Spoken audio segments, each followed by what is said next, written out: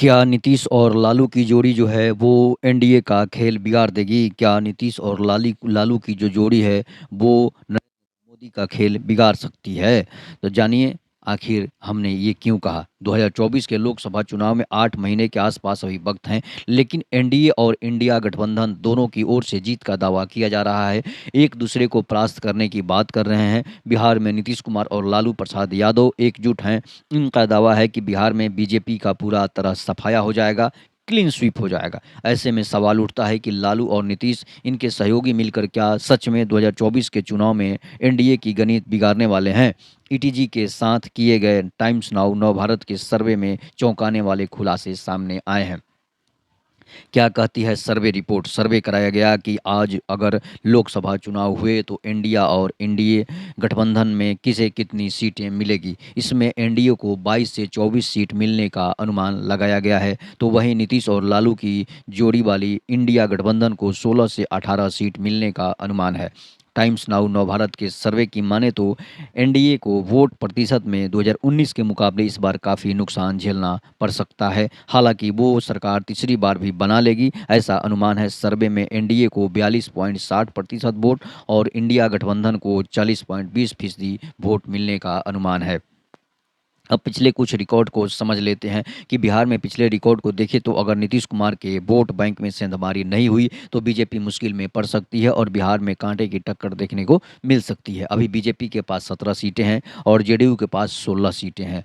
LJP के पास 6 और कांग्रेस के पास 1 सीट है। 2019 में लालू यादव की पार्टी आरजेडी का खाता भी नहीं खुला था, लेकिन आंकड़े जो बताते हैं उसके अनुसार आरजेडी के वोट शेयर में कोई खास परिवर्तन नहीं हुआ है। 2014 के आरजेडी 4 सीट लाई थी और 20.1% मत मिले थे। 2019 में खाता भी नहीं खोल पाई थी और 15.3% वोट मिले थे, यानी 4.74 का नुकसान हुआ था। ऐसे में कहा जाए तो लालू के वोट बैंक में बहुत ज़्यादा फर्क नहीं पड़ा है। बात जेडीयू की करें तो 2014 में नीतीश कुमार अकेले 40 सीटों पर लड़े थे। उन्हें मात्र 2 सीट मिली थी, परंतु 15.80% मत मिले थे।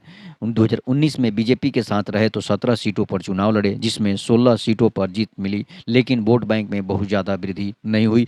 जेडीयू को 2019 में 21.81% मत मिले थे, जो 6.01 की बढ़ोतरी हुई थी। बीजेपी को वोट बैंक बरकरार है।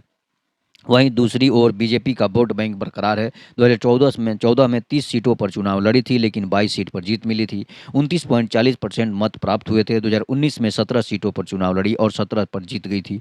23.58% वोट में मत मिले थे, यानी 5.82% की कमी देखने को मिली थी। लोक जनशक्ति पार्टी के वोट बैंक में बढ़ोतरी रही। 2014 में एलजेपी 6 सीट जीतकर आई और 6.40% मत प्राप्त हुए थे। 2019 में भी लोजपा ने 6 सीटों पर जीत दर्ज की और 7.86% वोट मिले थे, यानी 1.46% की वोट की वृद्धि हुई थी। अब सवाल उठता है कि नीतीश कुमार और लालू यादव के वोट बैंक को मिला दिया जाए तो 30% से 32% कैडर वोटर हैं। इसमें नीतीश कुमार के 15 से 16% कैडर वोटर माने जाते हैं।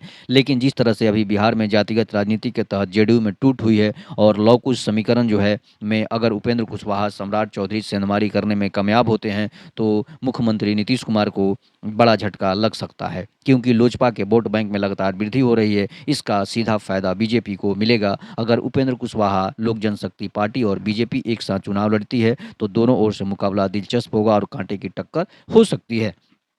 जेडीयू के वोट बैंक में सेंधमारी हुई है तो इंडिया गठबंधन को बिहार में निश्चित तौर पर नुकसान उठाना पड़ सकता है। अब देखना होगा कि नीतीश कुमार अपने वोट बैंक को किस तरह संभालने में कामयाब होते हैं। हालांकि नीतीश कुमार लगातार अपने सभी विधायक, पूर्व विधान पार्षदों से लगातार मिलते रहे हैं। नीतीश कुमार इसका आकलन कर रहे हैं कि अगर कहीं वह वोट बैंक में गिरावट हुई तो बीजेपी को इसका सीधा फायदा पहुंच सकता है और बीजेपी जो है इसका लाभ ले सकती है और फिर से बीजेपी 2024 में एक मजबूत सरकार बनाने में सफल हो सकती है। इसलिए नीतीश कुमार नहीं चाहेंगे, इसलिए कि नीतीश कुमार को पीएम बनना है तो ज़्यादा से ज़्यादा वोट बैंक चाहेंगे नीतीश कुमार बने। लेकिन नीतीश कुमार जो है वो बेरोजगारों को बरगला कर रखे हैं, संविदा कर्मियों को बरगला कर रखे हैं। खाली 10 लाख नौकरी देंगे, 10 लाख रोजगार देंगे का झूठा वादा कर करके लोगों को बरगला रहे हैं। तब तक के लिए नमस्कार, जय हिंद, जय भारत। आप अपनी प्रतिक्रिया जरूर दीजिएगा। जय श्री राम।